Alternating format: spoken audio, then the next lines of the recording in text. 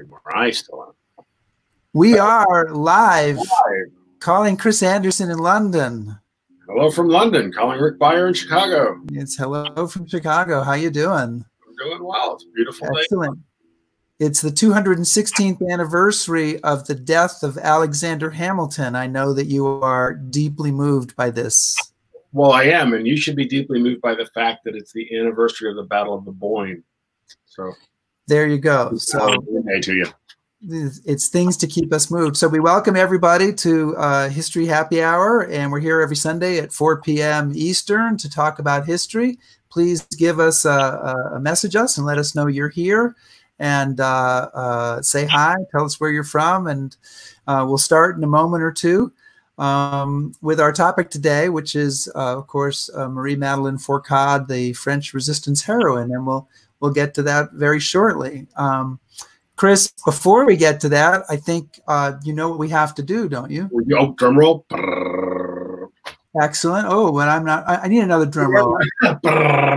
Timing was bad there.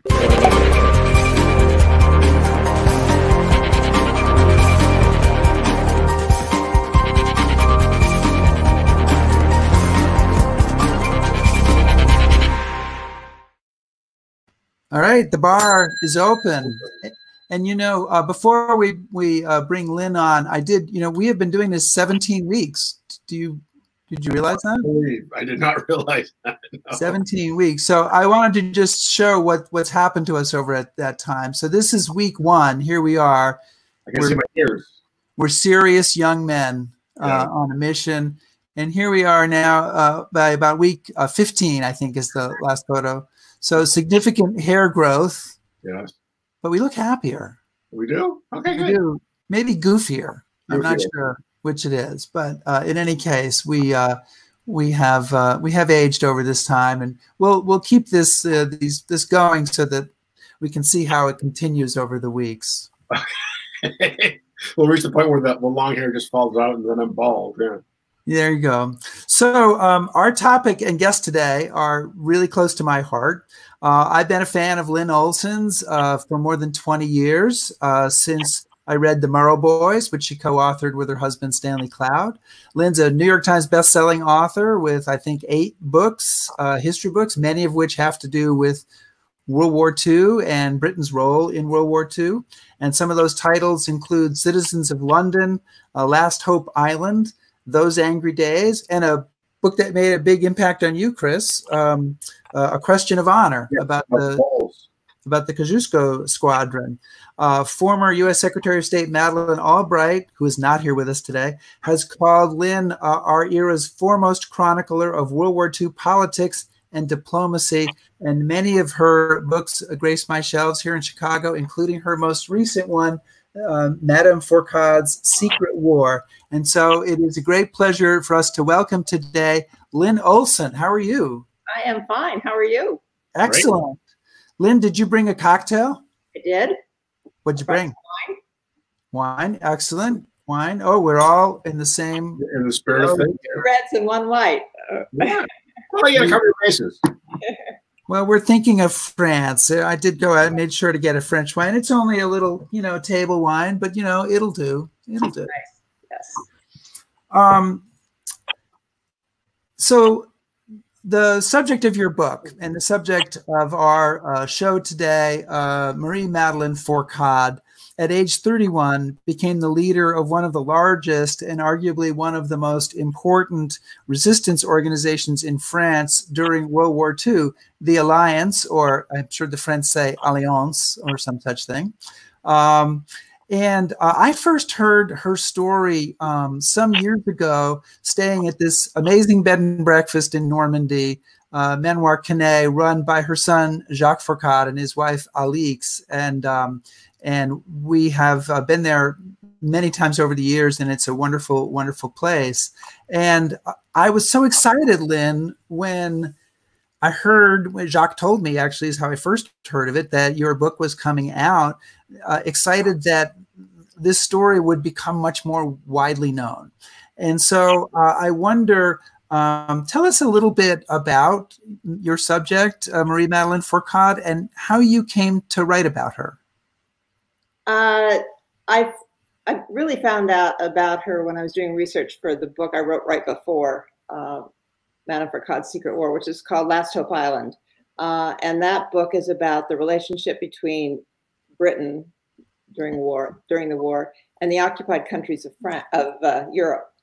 And in doing that book, I had already done a lot of research about resistance movements in the various countries, but I did a considerable amount more research about it. And in doing that, that's when I found out about Marie-Madeline. I had never heard about her before. I had never come across her name before. And during that research, I not only came across her name, but I came across the extraordinary things she did. And the fact that she was the only woman to head a major French resistance organization during the war. And I thought that's extraordinary, that I had never heard of her. And so I looked into it some more. And after Last Hope Island came out, I was looking for a new subject. And this is the first book that I've written that's been only about one person. I mean, it really isn't. It's about aliases. It's about the French resistance movement as a whole. It's about their relationship with Britain. I mean, it's about a lot of other things, but I have one key character, which I've never had in any other book. And the reason is that her story was so incredible. Yeah. That, I decided she really deserved a book of her own. So that's how I mean, she's very similar to some of the other people that I've written about in some of my other books, which are, I like to look for unsung heroes, people that, haven't gotten the credit they deserve for whatever things that they have done that of note. And in fact, most of my books have that as a feature, at least one unsung hero. And she is definitely, in my opinion, an incredible unsung hero. I mean, people in France do know about her to some degree, but certainly very few people in the US know about her. Rick, for you? Chris.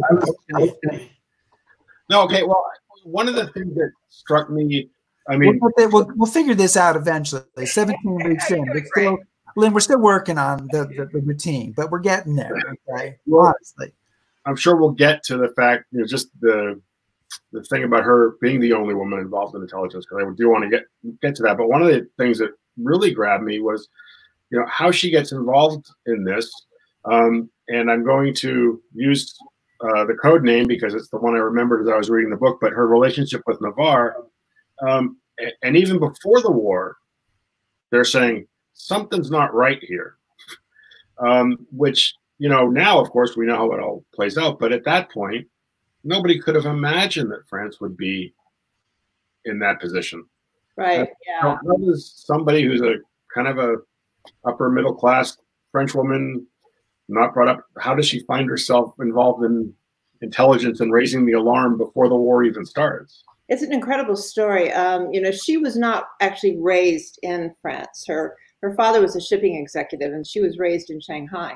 And I think that really influenced her. Oh, I know it really influenced her, but I think it really influenced her personality, because you're right. She came from a haute bourgeoisie family. I mean, she was really upper middle class, or, she wasn't aristocratic, but she was the next best thing.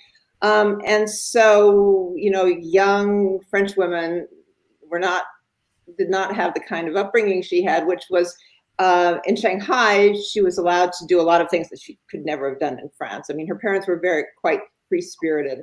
And so Shanghai was a real, it was a center of excitement and intrigue during this time. We're talking about the early 20th century.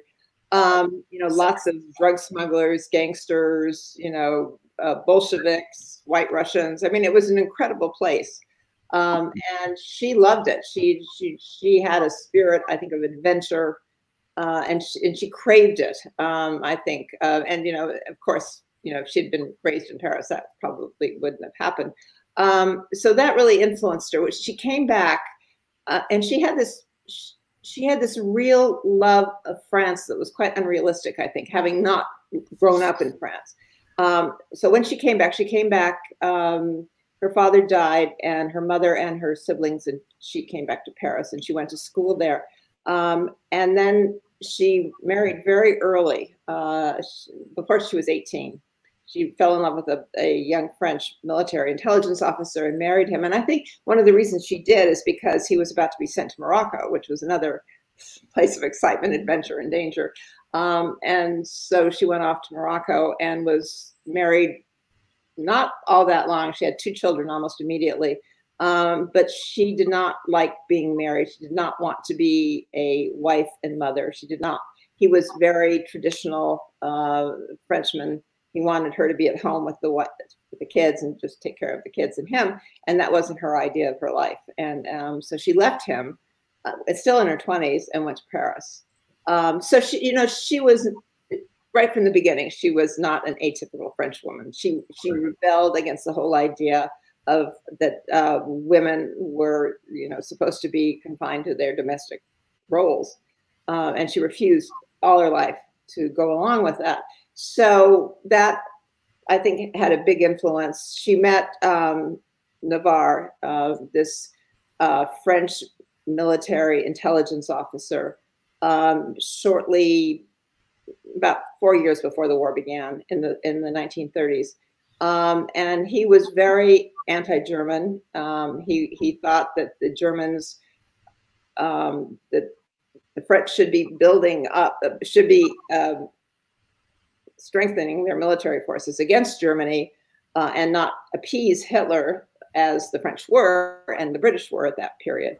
And so he started his own private intelligence agency spying on the Germans.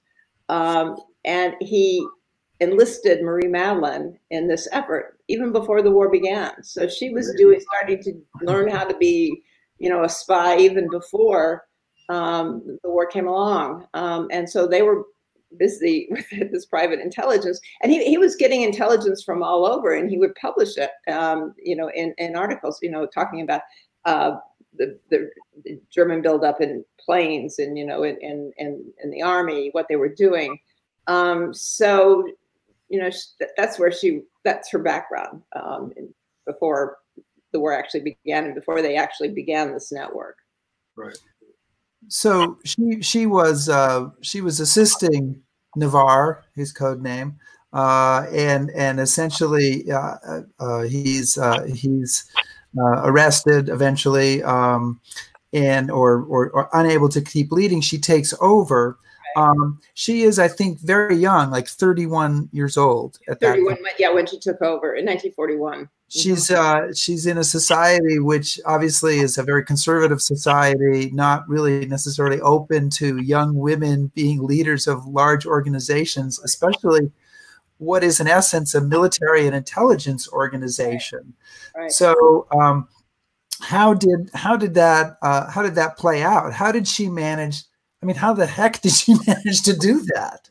That is such a good question, and I've wrestled with it since I started the book. Well, first of all, she was his deputy. The network, Alliance, was actually created in Vichy. They went to Vichy after the French capitulated, and after the collaborationist government, the Vichy government moved to Vichy. The French government moved to Vichy. And so Navarre and Marie-Madeline went there because Navarre told her, this is where all the intelligence is. We've got to find out what's going on there. So they ended up there, and she was his deputy. He made her his deputy, which was an incredible thing to do. Again, just, going back to what you said about women's role in France, that was just unthinkable that he would do it, but he did. And so she was his deputy right from the beginning. So she was really the one who had the hands-on relationship with the young men, mostly young men in the beginning, that they recruited as agents.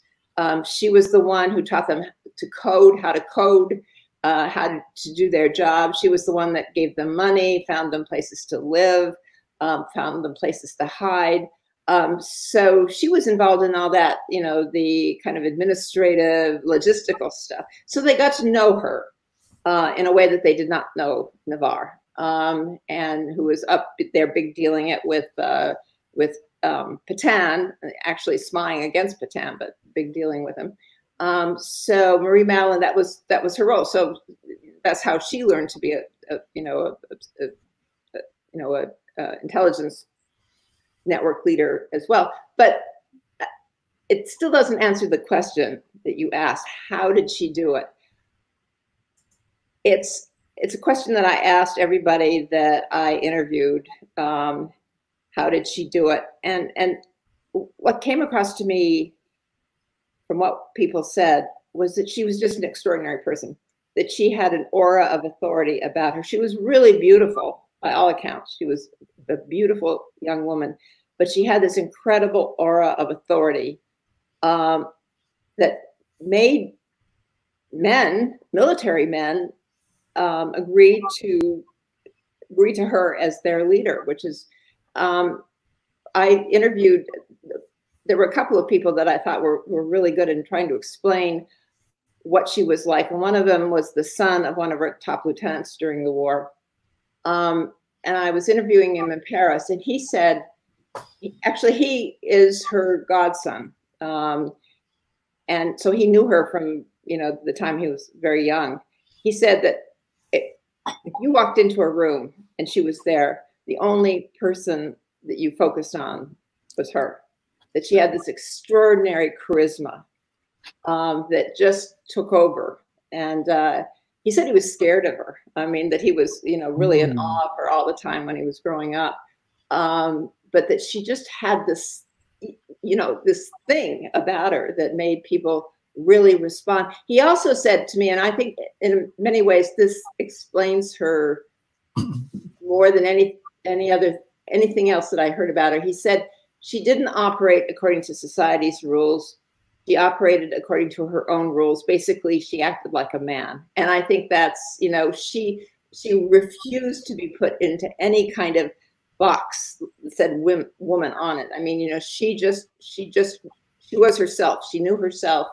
And, as I said, she was just so extremely charismatic that she brought all these people along with her. And again, most of them throughout the war were men. She brought in a large number of women later on, but most of them, the first recruits were former military men. I mean, they were, a lot of them had been in the Army, a lot of them had been in the Air Force, and some in the Navy.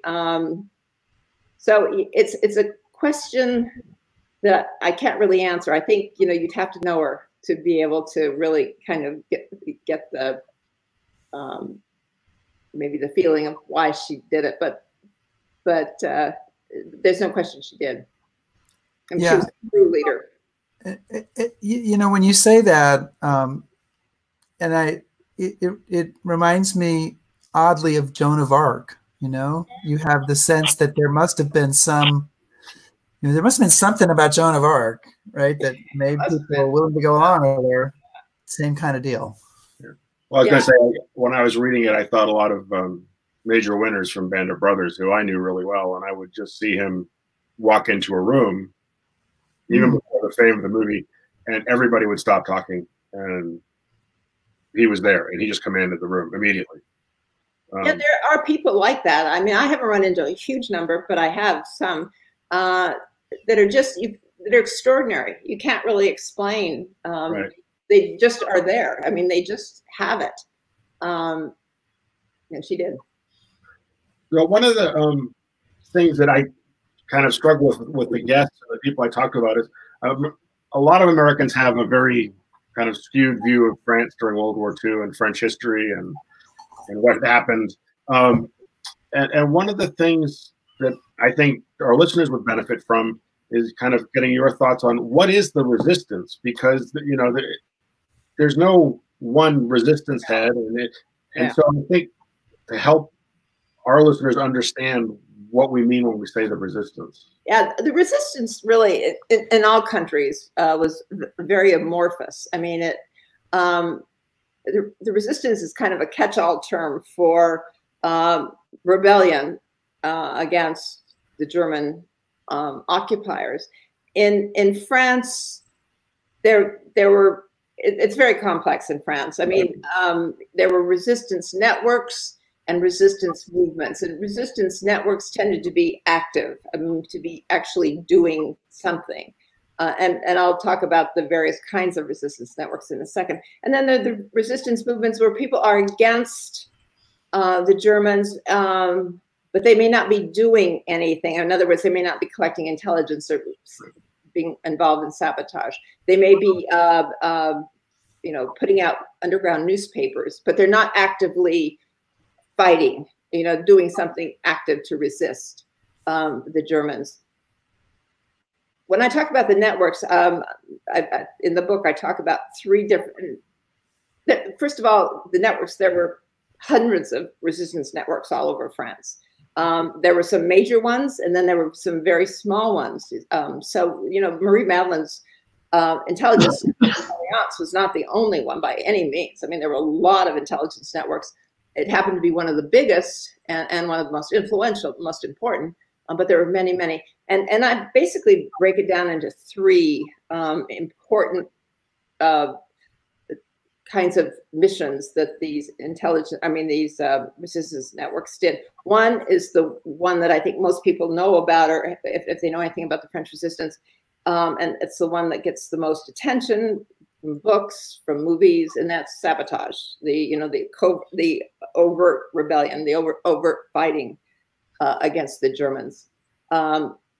So that's sabotage. Then there are escape lines, you know, where resistance members help, for example, downed Allied flyers to escape from the country and get back to Britain, and that was a big deal too. But the third, and those two probably have gotten more attention, again, in terms of actual history, but also in terms of movies, books, novels. But the third one was really the most important, and that was intelligence networks. And the reason for that is that the Allies needed information about the Germans and their presence, military presence in these various countries, needed it desperately for their own offensive and defensive activities against the Germans. So they needed to find out what the Germans were up to in all these countries and what they were doing, you know, and especially for France.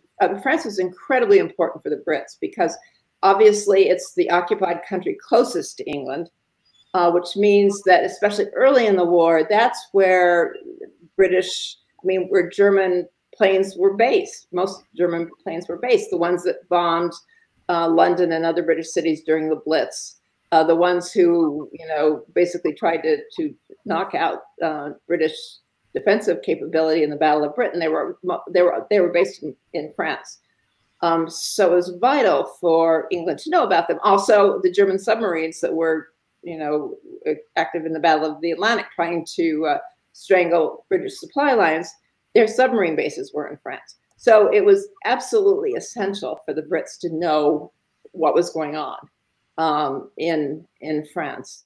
And so the intelligence networks were important from the very first day of the war to the very end of the war.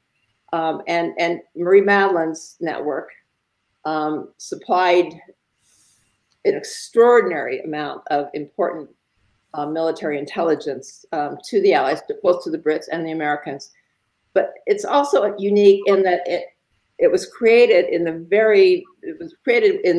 you know, like 3 months after France capitulated in 1940. One of the earliest intelligence networks, one of the earliest networks, period, to be created, and it lasted until the end of the war, which was really unusual because the Germans were incredibly good at finding and ferreting out these resistance networks and basically crushing them and executing many of the people. That's something I wanted to ask about, and I want to remind everybody that we're talking to Lynne Olsen, author of Madame Fourcade's Secret War and many other books. And I want to encourage you to post any questions that you have, and we'll get to them starting in a few minutes. But Alliance was a big organization, thousands of people, and reading the book, you get the sense of this war on Alliance that the Gestapo is fighting, and kind of waves of death is the only way I can describe it. And you describe the different waves of people who worked for the organization, and the agents who started at the beginning, not very many of them survived, and there had to be new waves of people, and the Gestapo is constantly on them, constantly trying to annihilate them, to liquidate them, and hundreds of people didn't survive, and she was haunted by those deaths, wasn't she? She was incredibly affected by those deaths. She really looked on her intelligence agents as if they were her own children. I mean, remember, she was very, very young. She actually had 2 young children that were alive during the war. They were in, I think 9, when the war began, they were 9 and 6, I believe. And she saw them very, very rarely. She saw them maybe 2 or 3 times during the war. But she thought of the people that worked with her and for her as her children, as part of her family. And so she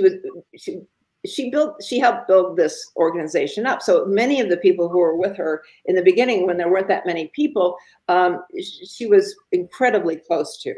And so when they started getting arrested, and then when she learned of their executions, it just threw her for a loop. I mean, she was just devastated.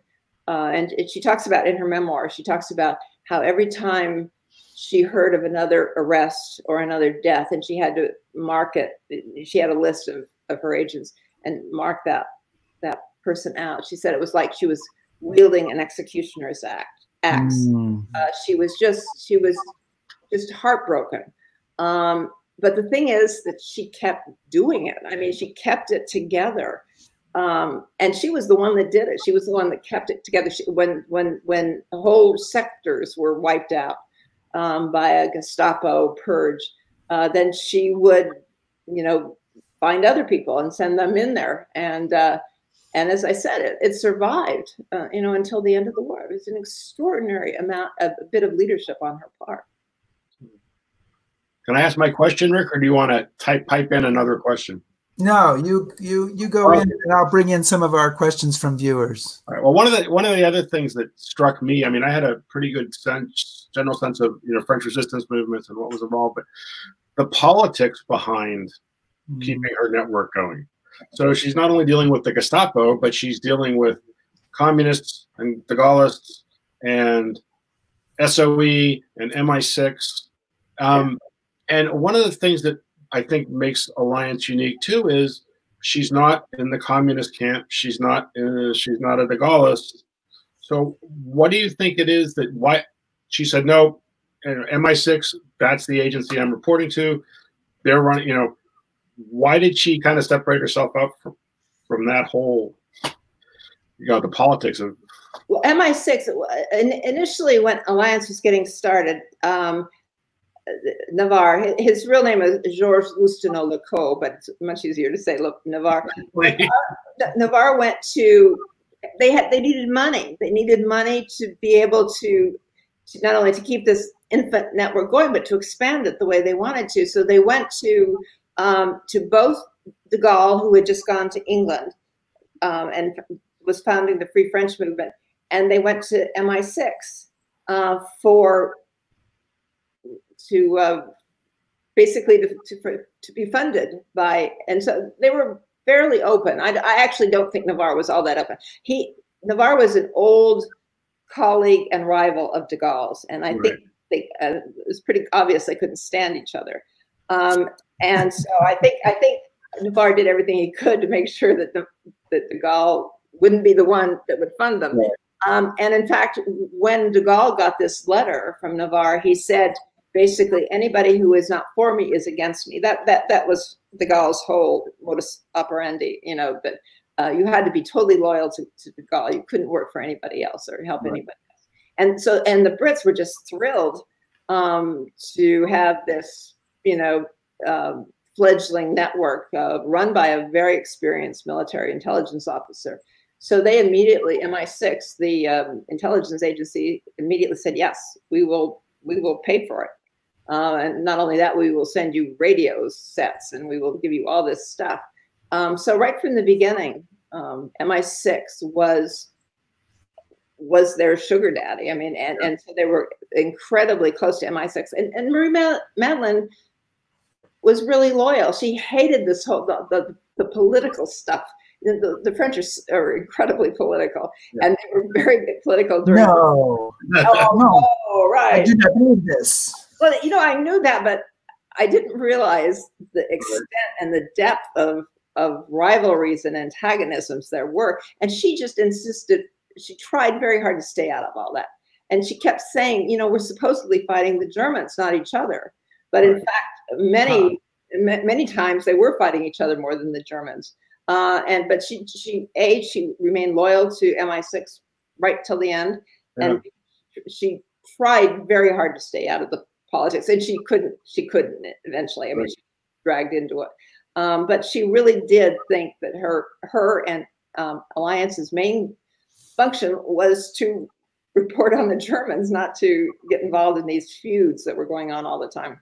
She was kind of unique in that regard amongst the French resistance. Yeah, she really was. I mean, well, you know, I think that part of it is because she was a woman. All these guys were not only the outsider, right? Well, she was an outsider, but all these guys were thinking about post-war. They all had their eye on that right from the beginning, and about their role in the post-war world. She never, as far as I saw, she never had any idea about her being, you know, having a big role in post-war France. She didn't. I mean, she was really focused on the war and getting the Germans out. She hated the Germans. She just wanted them out of her country, and she was going to do anything she could to get them out. So I'm going to bring in a question from our audience, and maybe Chris, you can look at the other questions and find another one to bring in after this one, because this is not the oldest question here that's come in, but it's a good question. Neil Shara asks, can you speak about the extraordinary map of Normandy that was flown to England? And this is a map that her organization created of the potential landing beaches, right? Can you tell us about that? Yeah. Yes, it was this. Let's see, it was 1943. So the Allies were already planning D-Day. And Alliance, along with a lot of other French intelligence organizations, were asked to come up with maps and other information about the beaches. They hadn't decided yet. By this time, I think maybe they had decided on the D-Day beaches where they were going to be in Normandy. But anyway, it just so happened that the subsector of Alliance that covered those beaches was run by a sculptor and artist named Robert Douin, and he was he knew a lot of. Obviously, he grew up in that area, and so he had a band of, I guess, about 20 people, fishermen, teachers, various other occupations that were spying, but he did the bulk of the work for this map. He would go out with his son, and they would bicycle and walk up and down, and he would sketch. I mean, he was an artist, so he would sketch, and then they would try very hard to stay away from sentries. But he had access to the bell towers of churches in the area because he had done a lot of work on them, right? He did. Yes, he had done some work on them, and so he could go up in those bell towers and not be observed by any sentries, and would have this, you know, panoramic view of what became Utah Beach and Omaha and Juneau and Ford. Yes, exactly, all of them. And so he took all that in, made sketches, and in the end, it was his masterwork. He had a 55-foot-long map of the beaches, the actual beaches that the Allied troops landed on D-Day, along with information about the German troop presence, etc. You can just imagine a 55-foot map, canvas map, and it was rolled up and put into a big sack and sent to London by RAF, small RAF plane, in March 1944. And Duane had already been told that the Gestapo were on his trail, but he insisted on continuing. And in fact, MI6 said he should get out and come to London, but he said, no, I'm going to finish this. So he finishes it. It gets sent off to London. Marie-Madeline is in London at that point. She takes it, gets it, and then sends it immediately to the War Office. He is, I think just a couple of days later, he and 15 of his agents are arrested by the Gestapo. And the morning of D-Day, as the naval guns are booming off the coast, and so many of the troops have maps in their hands that, were based to some extent, to a large extent, on that map that Duane and his agents put together.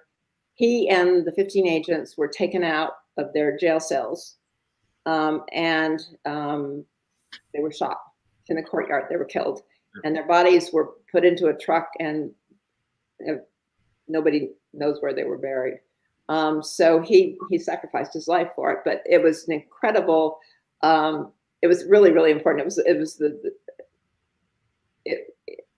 I mean, there was other information from other networks, but it was by far the most complete map of the coast and of the landing sites, and nobody knows where it is. That was my question, because when I read the book, I was like, "Where's this map?" I'm googling 55-foot map.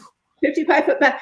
God only knows. MI6s, as you know, Chris, and Rick, they're still classified. You cannot get any information from them unless they want to give it to you, and I'm not the only one who is asked. I mean, there is an organization that was started by Marie-Madeline. It's called Alliance, still in France, and they've tried to find it, track it down. Nobody seems to know. Nobody has any idea if it still exists. There's no record of it at all. Someday the map will turn up. Someday it will. It'll be like Citizen Kane, like Rosebud. Well, I mean, one of the things that's so amazing about D-Day, and Alliance has got a huge part to play in this, is there's never, given the complexities of the invasion and what was at stake, there's never been a commander. Eisenhower knew everything about the Germans. He had their entire order of battle. He knew how many tanks there were, other than I think a couple of smaller ancillary units. He knew exactly what he was going up against, and that was, in part that was through Alliance. And I remember reading about Eisenhower's getting requests before the war to get the French involved. The resistance wants to get involved and blow things up, and Eisenhower says, "That's not your job. That's my job. Your job is to tell me who's there." Yeah. Eisenhower saw that it was the intelligence part of the equation that was the important one. He did it, but actually the sabotage people actually played a role as well after D-Day. But you're right. I mean, in order for D-Day to be the success it was, it needed everybody, and I don't think a lot of people realize how important the French were, the intelligence networks, in providing information, not only about D-Day, but about a lot of other things too. But they really did play an important role. And, I think the French kind of get short shrift sometimes, people, the resistance, there's been a lot written saying that they really didn't accomplish much, it wasn't worth the number of people that died, etc. I don't think that's true. I mean, I think the resistance did, they were important.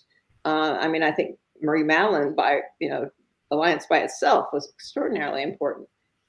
So they did play a role, and to help liberate their own country. Granted, it was not the major role. Obviously, the Allies were it was France was liberated by the Allies, but the French did help. Well, I think of the words Churchill says when he's facing invasion. He says, the country that fights until the end stands up again. The country that rolls over, is done. And that's the other very important thing, in my opinion, that the French resistance does. It says, no, we fought. We didn't just roll over. And I think that's important now. I mean, I think it's been important for the French until now, because, I mean, it hadn't been for the resistance. I mean, they would be left with an indelible stain. Right. I mean, it still is. There's still a stain there, clearly, Right. and they can't get away from that. But they did help, restore the honor of their country, the resistance. Marie-Madeline and her people and the other members of the resistance did, in fact, help restore honor and dignity to France. So I want to just mention, and this is going to be a really long way of getting to a particular question, so feel free to have a drink while I'm working my way up to that. And I should warn you that there is a History Happy Hour drinking game that we play, that anytime we mention the Ghost Army, which I have written about and made a film about, everybody has to have a drink, and so it's coming up. So there is a young woman named Madeline Christensen, whose great-grandfather was in the Ghost Army. Here we go. All right. Oh, sorry. Yep. There you go. And she did for the National History Day. She's 16 years old, and for National History Day this year, she did a project on Marie-Madeline Fourcade, breaking gender barriers behind enemy lines. And one of the things she did in her project, and Madeline's a terrific person. She's also my intern this summer, working remotely from home and probably watching today. So hello, Madeline. And she did, the network was known to the Germans as Noah's Ark, which is also the title of Marie-Madeline Fourcade's memoir, because everybody had animal code names. And in her project, she shows the animals, and then, she reveals who the people are. Well, the question comes from one of the folks in our audience, Marie-Madeline Fourcade. Tell us about her code name and what the significance of it might be. Yeah, I love the question, and I love the answer. And let me stop you right there, because Chris, that's two good questions I have this week. You're winning right now. So I am totally killing it. Okay. Sorry, go ahead. This is Inside Baseball. Lynn, sorry about that, but you have to deal with it. I love the Noah's Ark thing, and I love she was the one that came up with the names. She was the one that came up with the idea to name them, give them animal code names, and she was the one that came up, at least with her top people, she came up with their names. And for the guys, she used, it was all these big and important members of the animal kingdom and the bird kingdom, lion, tiger, elephant, eagle. I mean, all the big guys of the animal kingdom. And then for her own name, she chooses hedgehog, which I just loved. I mean, a hedgehog, actually, I didn't know that much about hedgehogs until I started writing a lot about British history, and I learned a lot about it. Hedgehogs are incredibly important in England, and they're these cute little animals that have spines all over their body, and they're the subjects. They're very popular in British children's stories. For in Alice in Wonderland, hedgehogs are used as croquet balls for the Queen of Hearts. And in Peter Rabbit, Beatrix Potter's, one of her favorite characters is this hedgehog named Mrs. Tiggywinkle, which she named after her own pet hedgehogs. And Chris, you probably know this. I had no idea. Hedgehogs are incredibly popular still as pets in England. And I mean, really popular to this day. So the question is, why would this very powerful woman call herself Hedgehog? Well, the thing is that hedgehogs look cute. I mean, they're beguiling. They're really cute, I think. I think they're cute.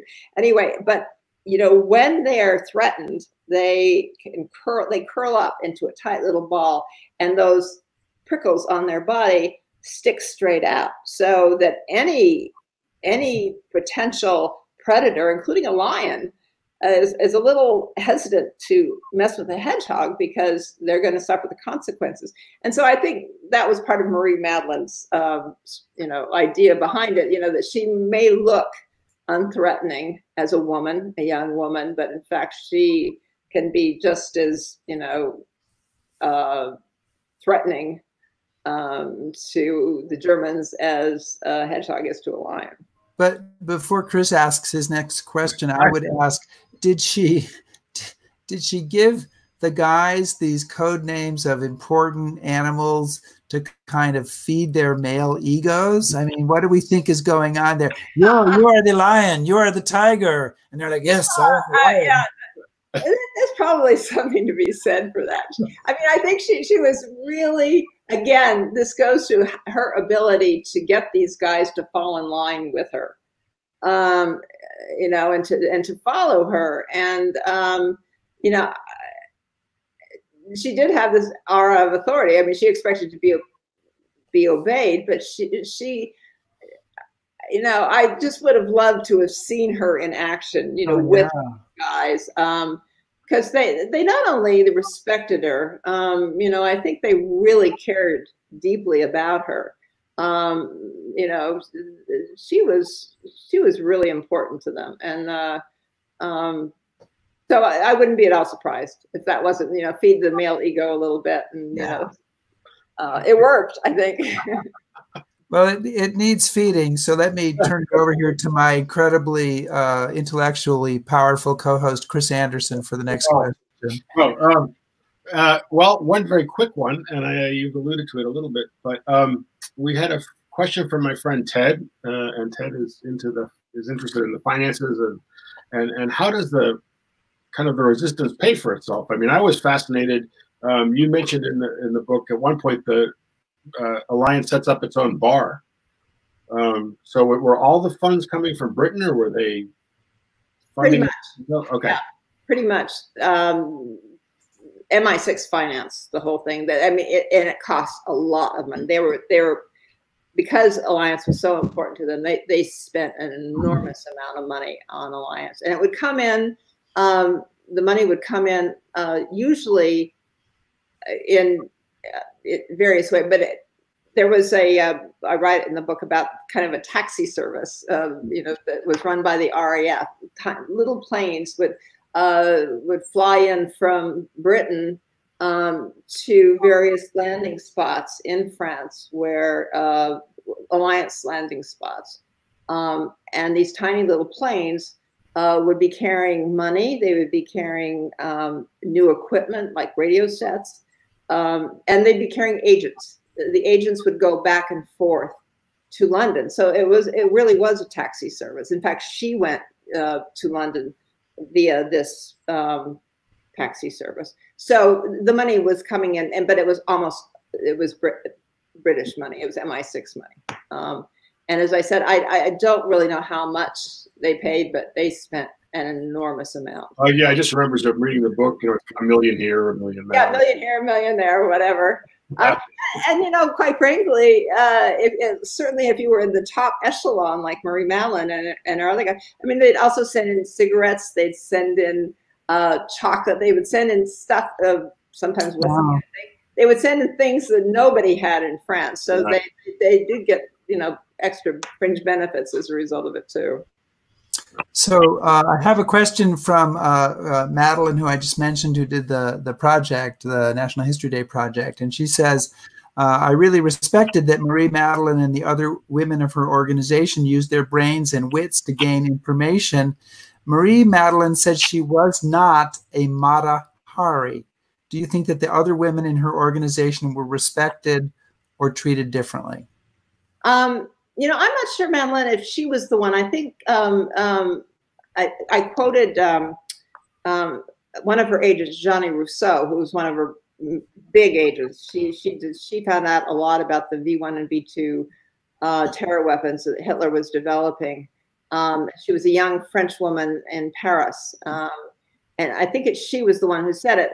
But you know, I don't know about all of the agents, but the female agents, but they were very professional. Certainly Marie-Madeline was. Marie-Madeline never, I mean, she was captured at one point, but she wasn't facing Germans on a day-to-day basis like some of her other agents who were in contact with them as spies. But she was an incredibly professional, an incredible professional. and she insisted that everybody else in her organization, including the women, be that way too. So I don't know, what happened to other agents, but I suspect, I just don't know. Anyway, she and the major agents, the female agents that I know about, did their work without, I think, resorting to sex, although who knows. My turn, Rick? Look, I've come up with a new signal. Are you ready? Oh, okay. So when I lean back, okay. You can talk. And when I lean forward, you can interpret. Well, what part of alternating is confusing? Yeah. Well, one of the things I've been curious about since I've been reading your books for so long is that they all, or many of them, pass through London. Mm-hmm. And so it must have a particular significance to you. And I'm a little biased because I moved here and I love it here. And this is about my hometown. I was wondering, what is it about London or that period of time that kind of draws you into all these stories? Well, it really started with, I mentioned to you before we started that London is my favorite city outside. I live in Washington, and actually I love living in Washington, D.C. It's my favorite city, but London next to Washington is my favorite city, and has been since I was very young. But Rick mentioned the first book that I wrote, which was with my husband, called The Murrow Boys. It's about the correspondents that Edward R. Murrow hired to create CBS News before and during the war. And much of the action in that book takes place in London, because that's where Murrow made his name, reporting for CBS. And in doing research about that, we spent a lot of time doing research about London, etc. I just fell in love with it. I fell in love with, there it is. Oh my God, good, yeah. There you go. The Murrow Boys. I just fell in love with this city. I fell in love with that time period. I mean, we're talking about the 1940, when it was 1940, 1941 were the kind of the epic, as you know, the epic years for the Brits. I mean, they were the last country standing against Germany. Everybody expected them to fall. In the nick of time, Winston Churchill becomes prime minister and rouses the country to fight back. Nobody thinks they're going to be able to win. They have the Blitz, the Battle of Britain. It's just such an incredibly dramatic, exciting time. And as I said, I just fell in love with the story, and I also fell in love with the city. And after doing that book, and then I wrote several other books before the book that I'm going to mention in a minute, I wanted to do a book about London during the war. I just thought it was just such an amazing place during the war. It was, I think, the most exciting place to be in the world during World War II. So I wrote a book called Citizens of London, which is about the Anglo-American Alliance, but it really focuses on London during the war. There it is. I'm a fanboy. What can I tell you?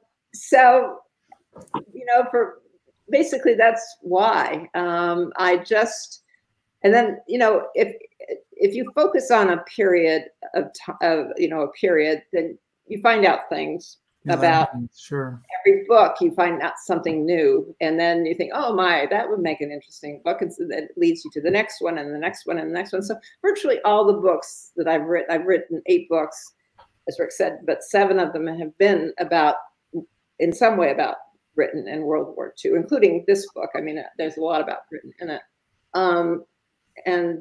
And I've gotten the ideas from previous books. I mean, that's one of the good side effects of writing about focusing on one particular time period and one particular event. So that's really, and I still have, I mean, I may have run out of books to write about England and World War II, but I'm still. No. We'll talk later. We're going to have some ideas. we have only, I mean, technically we have only about 30 seconds left, but let's just forget about that because time's not that important. We can go a tiny bit long, but we don't want to impinge on you too much. I only have 73 other questions left on my list.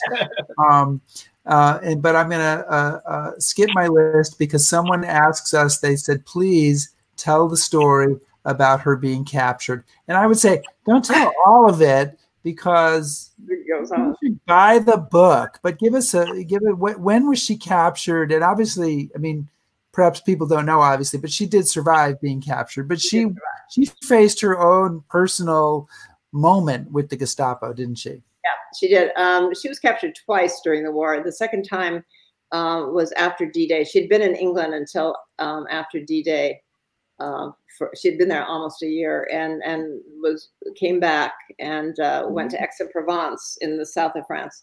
And she was captured there by the Gestapo. They knew she was a spy. They did not know she was Marie-Madeline Fourcade, who they were after. But so she was taken to a military barracks in Aix, downtown Aix, and put into a jail cell, just a military jail cell. And the following morning, the head of the Gestapo from Marseille was going to come to Aix, and she knew that once he came, they would find out who she was, and that, you know, she knew that probably torture was in the cards, and that she didn't think she was afraid that she would not be able to withstand the torture, and so she considered actually killing herself at that point. But then she thought, no, that if she killed herself, that the network would then die along with her. So she decided to try to think of a way to escape. And I'll make this very short. It goes on much longer, but it was a very hot night in Aix. It was July. It was sultry hot. She was covered in sweat, not only because of the heat, but because she was terrified. And she remembered a story that her father told her in Shanghai about Chinese robbers who would strip themselves naked and cover themselves with oil to be able to get in through the bars of, you know, gates and windows of the houses that they wanted to rob. And so with that in mind, she went to the window. There was only one window in the jail cell. Keep in mind, it was not a Gestapo jail cell because she wouldn't have been able to do what she was able to do. But anyway, it's just an ordinary jail cell, and there was no glass. It was just a window with bars. And she noticed that two bars were a little bit wider than the other bars. So what she did, to make a long story short, is she took off all her clothes, put her dress, her summer dress, in between her teeth, managed to get up, and she was very slight, she's very slender. She managed to get her body through those bars. It was a long, complicated process, and it was terrifying on her part. But the upshot was that she jumped down.